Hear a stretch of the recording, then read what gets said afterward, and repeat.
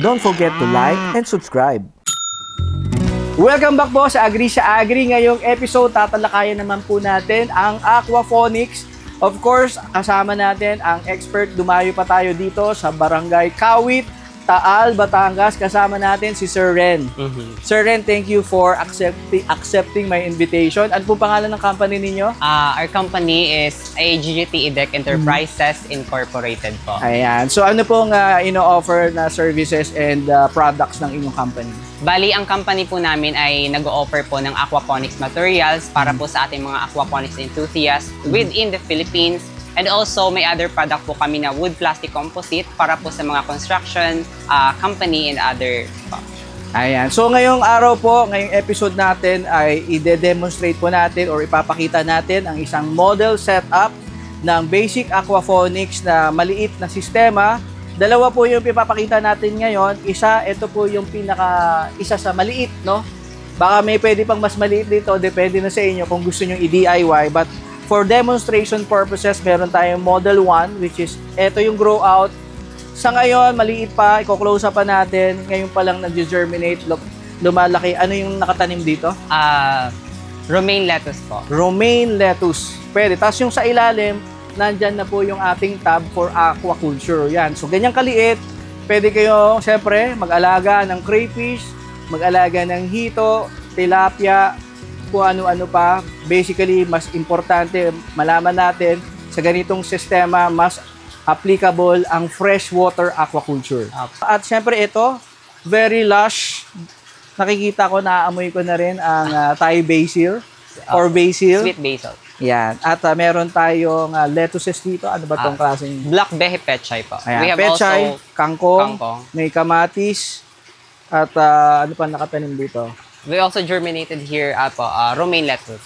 Romaine lettuce. Yan. So, ang dami po, no? So, meron kayong isang ganito kaliit na iba't iba na yung pwede nyong ilagay. No? Meron tayo dun sa kabila, mga cutaways na pinapakita natin. Meron silang tanim na mga mint, herbs. So, very basic. Nakita nyo naman ang ating circular pond. Ang unang step po ay bali, hihigupin ng ating submersible water pump yung tubig na galing dito sa ating circular pump. Then, pupunta po siya sa ating media grow bed. And then from here, sisip-sipin ng ating mga tanim yung nitrate o yung nutrients ng ating tubig. Then, pupunta po siya sa ating grow bed media na may mayroong mga butas. Yun po ang papasukan ng tubig. Then, lalabas po siya dito sa ating tubo. Then, babalik ulit sa ating circular pond. Ayan. So, sa madaling salita po, yung mga pupo or mga dirty ng inyong alagang isda, yan po yung hihigupin ng inyong submersible pump para po idilig dito. No? It goes up here. Tapos, Sir Ren, ano po ang medium ninyo na ginagamit para makakapagtanim? Bali, ang ating grow bed medium po na ginagamit ay Hydroton or LECA or mas tinatawag na lightweight expanded clay aggregate. Pero mas kilala po siya sa tawag na Hydroton. Bali, yung ating Hydroton po ay made in US, while ang ating LECA po ay made in Germany. Po, bali, ang ating Hydroton po ay basically a clay lang po na pinainit sa ating kiln para maging form into sphere. Bali, ang composition niya po ay hollow substrate para ang ating ugat po ng halaman ay makahinga at hindi po masuffocate. Ayan. And then, yan ba ay nag-a-absorb din ng mga nutrients para sa hindi halaman? Po. Bali, pinaka-purpose niya is main soil kasi sa aquaponics wala po tayong soil kaya siya po ang nagsisilbing soil po. Ayan. And then another purpose is it serves as filtering na rin. Po, yes po. Ayan. So, how does it work po yung filtering system? No? So, basically, sa mga nag-aquaculture, or nag-aalaga ng isda, nag-aquarium dyan, ang ginagamit nilang filter system, yung parang foam lang. Ano yung difference ng foam na filter, may filter ka na meron kang halaman? Po. Bali, ang pinaka-advantage po ng ating halaman is organic po siya, natural, in a nature way. Kasi ang ating halaman, mas thorough ang kanyang cleansing ng water compare sa ating synthetic materials like plastic and foam. Kaya mas advantageous talaga siya compare sa ating foam. Ayan. At syempre, meron ka ng isda, meron ka pang gulay. Tama po. At nakakaaliw. Para dyan sa mga plantitos, plantitas, I'm sure nainggit na kayo agad. Oh, bibili na yan. Bili po kayo. Sir Ren, ano-ano ba ang pwede nating alagaan sa ganitong klaseng circular Opo. pond? Bali, ang pwede pong alagaan natin dito ay tilapia, hito at eel po. Pero sa amin po, dito sa aming system, tilapia po, black and red tilapia po ang inaalagaan po namin. Basta fresh water, pwede nating alagaan yan.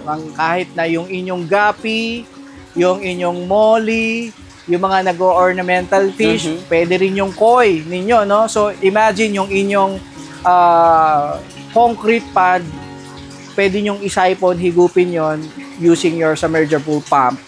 Yung inyong koi pond ay pwede pong makapag-set up ng ganito, meron din kayong mga gulay. Apo. Yung emerging industry natin, crayfish, abangan nyo po yung episode na ating gagawin sa aking garahe po, ay meron na po ako nakasetup ngayon, nakaabang na crayfish pond, trapal pond ang gamit, pero ang ating water system or filter system na gagamitin ay hindi po yung mga foam or anything. We will use aquaponics dahil gusto ko rin magtanim ng mga herbs at syempre kangkong.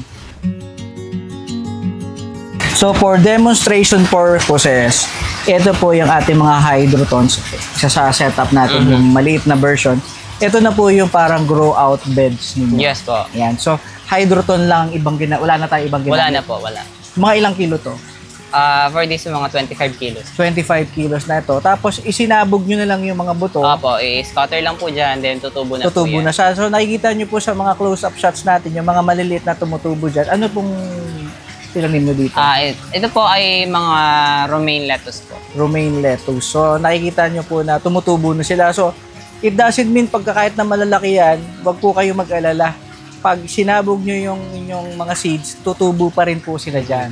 At and then, i-demo naman natin kung paano naman natin ilalagay sa cup para ilipat na doon sa ating mismong greenhouse kung meron naman kayong greenhouse. So, pagka mag-greenhouse po sila, dito muna tayo. Ito yung pinaka parang nursery mo. Yes po. Bali, 2 weeks po dito from germination. After 2 weeks, kapag mga 2 inches na po ang size ng ating halaman, pwede na po siyang ilipat. Ito po yung sample pero na po to. Lagpas na sa 3 weeks na yan. po. Okay, so paano natin yan ililipat? So, this is sample lang po. Ito po yung tamang paglipat para ilipat sa ating DWC. Una po ay ilalagay po natin ang ating halaman. Make sure po na ang kanyang ugat po ay abot po sa bottom part. So, yan. Pagka ganyan, hawakan nyo lang po yung halaman. Kuha po kayo ng hydroton.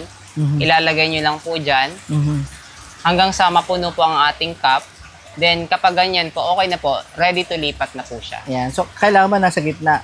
Okay lang po kahit na kung saan siya nakaposisyon, gitna o gilid, okay lang po yan. Yan. So, ano ang percentage ng success rate niya pag i-transfer mo? 100% po. Na mabubuhay? Yes po. Ayan. So, kitang-kita po natin, no, na kahit na parang maliliit na holin yung ating ginamit na medium, magiging established pa rin po ang ating root system.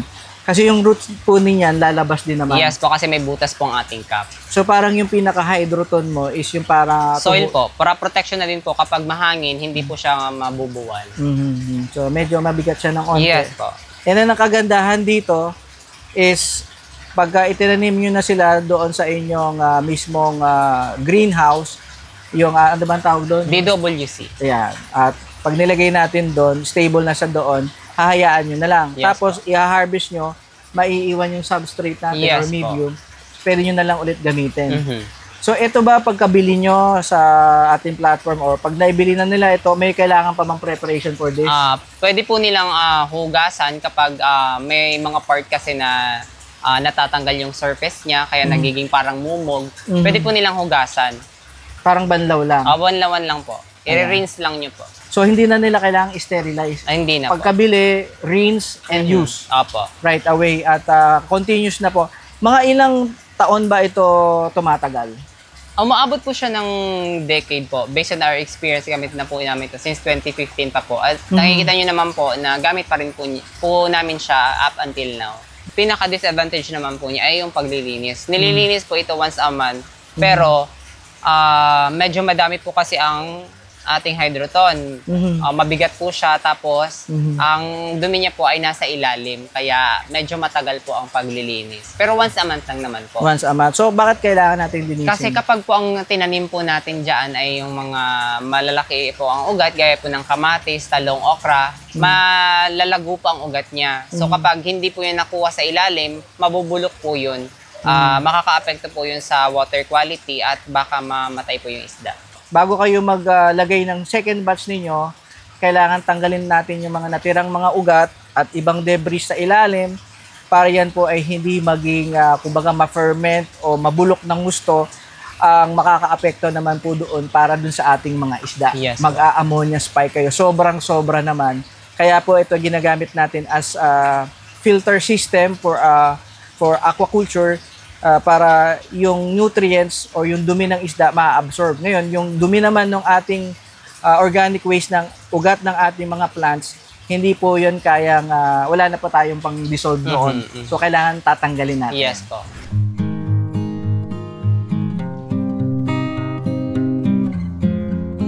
Sir, meron ba tayong iba pang substrate na ginagamit? Meron ba yung ibang layering o isang klase lang? Isang klase lang po ito, pero pwede po silang gumamit ng pumice, I don't know, pumice or pumice or lava rocks po, ganyan po. Yan po ay kung gusto lang po nila, pero sa amin po ang pinaka-ginagamit namin is hydroton. Ayan. So hindi na natin kailangan dagdagan pa, no? Pinasimple na nila yung sistema. It's up to you kung gusto mo pang mag-explore. Yung sabi ni Sir, may mga lava rock and other, pwede rin kayo siguro maglagay ng coco peat. Hindi po sir, kasi for coco peat po ay mostly ginagamit ko siya for hydroponics. Opo. Ayan. So correction, no? Sinadya ko talaga itanong yun para hindi na kayo magkamali. Opo. Bali, additional knowledge po. Kagandahan dito, itong circular pan, nakita nyo, dalawa yung kanilang parang grow bed ba? Tawag? Grow bed po. Ayan, or grow box, no? Yung sa kabila doon. So, isang circular pan, pero dalawa po yung kanilang box. So, kayang-kaya pang magbigay ng nutrients.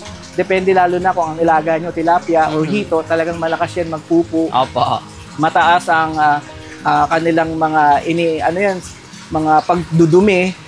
Mas maraming pagkain ang inyong halaman. Opo. Sir, ito bang sistema na to katulad sa hydroponics, kailangan ba natin ng additional nutrient solution for this? Bali, sa aquaponics po ay hindi po tayo nag-a-add ng nutrient solution.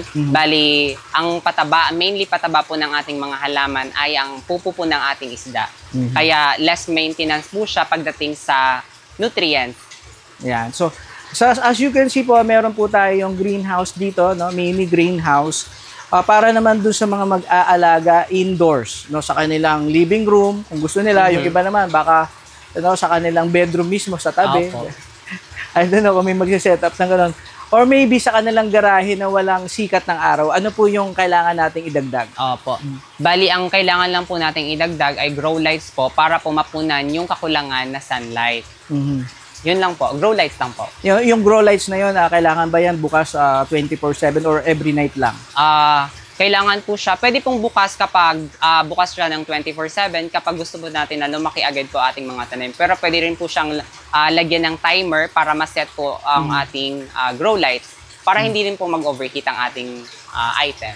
Ayan. So, when it comes to maintenance naman, Sir Ren, so paano po? Kasi yung ating piping, paano po natin yan nililinis? Opo. Bali sa aquaponics po, dito po sa system na to, sa small system na to, ang ating water pumps po talaga ang pinaka-concern dito. Bali sa ang ating water pumps, including the pipes, ay linilinis po siya twice a week. Kasi po, ang tendency po niyan kapag nagpapakain tayo at naglulumot ang ating circular pond, napupunta po sa ating water pump at nagkaklag po ang ating water pump. Kaya need po siyang linisin twice a week. Alright. So ideally, sa naiisip ko, kung kayo magsiset up ng ganito, dalawa po ang gamitin yung pump or pipe. So yung first 2 weeks nyo, yung first set, tapos paglilinisin nyo na, baklasin nyo na lang, ikabit nyo yung isa, tapos diretso na, wala na kayong iisipin. Tapos linisin nyo na lang isa. So parang meron kayong alternate na system. And sa ganitong sistema na napakaliit lang, ang ikli lang po ng mga pipes ninyo, ang pinaka-initial investment nyo lang talaga is yung water pump. Yes. So So, Sir Ren, ano ba yung masasabi mong challenge dito sa ganitong sistema?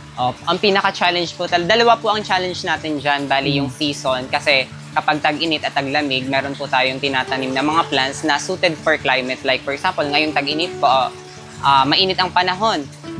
Ang suited po dyan ay mga kamatis, kangkong, we have also kangkong, pechay, basil. Kapag naman po malamig, usually tinatanim po namin yung mga lettuces kagaya ng romaine lettuce at almiti lettuce po. And yung pangalawang concern po natin dito ay yung patience, kasi minsan naiisip natin maganda siyang gawin kasi nakaka-excite at medyo thrilling. Pero it takes a lot of patience para ma-perfect ang isang system. We need to do more trial and errors para makapagpatubo ng mga tanim na pwede nating harvestin na malago at maganda. Sir, ilan ba ang waiting period mo? Like, kung ang una mong isi-set up, for sure, is yung aquaculture muna. Ilang weeks bago sila makapag-produce ng enough nutrients para bigyan ng energy ang inyong halaman? Bali, kailangan po natin mag-antay ng 2 to 3 weeks po para mag-balance po ang ating water parameters. Then, okay na po siya pagtaniman ng ating mga halaman. Ayan. And then, of course, sa inyong sariling research na rin kung ano ang inyong itatanim. So, unlimited of ideas. No? Lalong-lalo na kung ang sistema nyo naman ay gagamitan nyo ng ilaw. So, masosolve na natin yung problema ng seasonal crops kasi meron naman kayong support na UV lights. Medyo hindi naman mahal yun sa kuryente. Hindi naman po kasi LED naman po yun. LED. At pwede naman kayong mag-solar power na rin. Pwede po. Ayan. So, galing, di ba?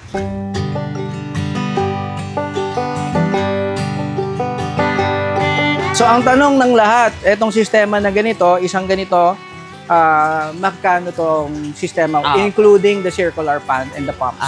Estimate po, sir, bali aabutin po siya ng 25,000. 25,000. So, i-breakdown natin bakit umabot ng 25,000. Ano po ba yung nakikita nilang material na itong kulay red na to? Ano pong material ito? Bali, ito pong material na to ay isa pong product namin na wood plastic composite. Usually po ay ginagamit po ito for floor decking sa mga construction company or sa mga home renovation. Pero dito po ay in-integrate po natin siya kasi nagtatagal po ito ng 15 to 20 years po based po sa aming supplier. Kaya hindi po ito inaanay, hindi po nirarast, kaya safe po siya for sudden changes ng weather, kagaya po ng ulan at init. Ulan.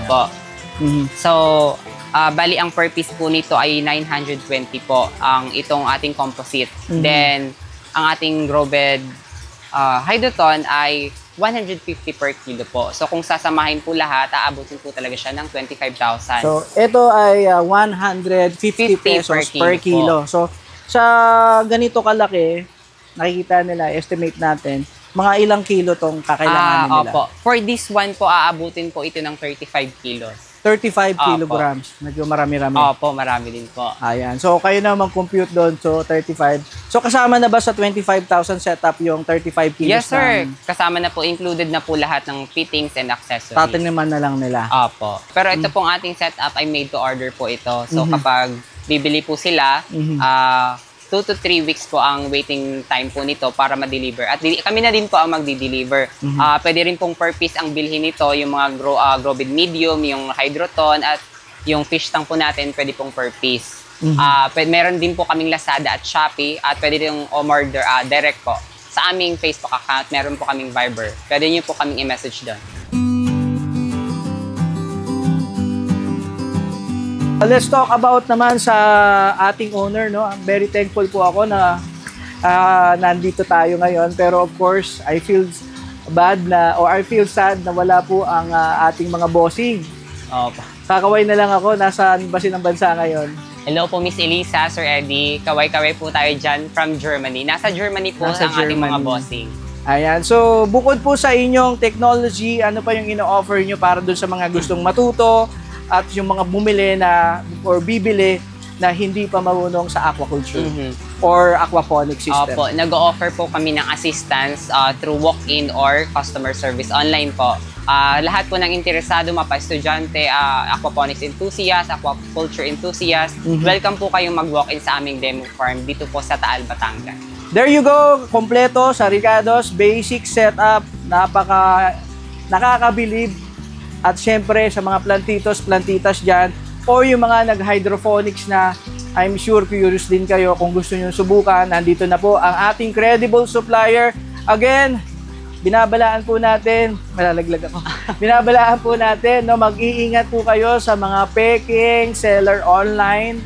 Yan po ang ating advocacy dito sa Agri because tayo na ang nagre-research, nagre-reach out sa ating mga credible suppliers na hindi kayo maloloko, tatagal, matibay at quality ang inyong mga materyales sa pagsisimula para hindi sayang ang gastos, hindi sayang ang oras, magiging working system dahil credible po ang inyong supplier. Ayan, so next episode po, makikita natin, no, ipapakita naman natin ang isang model setup para sa scalability na pwede nyong ma-achieve sa aquaculture or aquaponics system na ating ipini-feature ngayon kasama si Sir Ren. Sir, agree ka ba sa Agri? Yes, agree sa agree. Approve. Approve.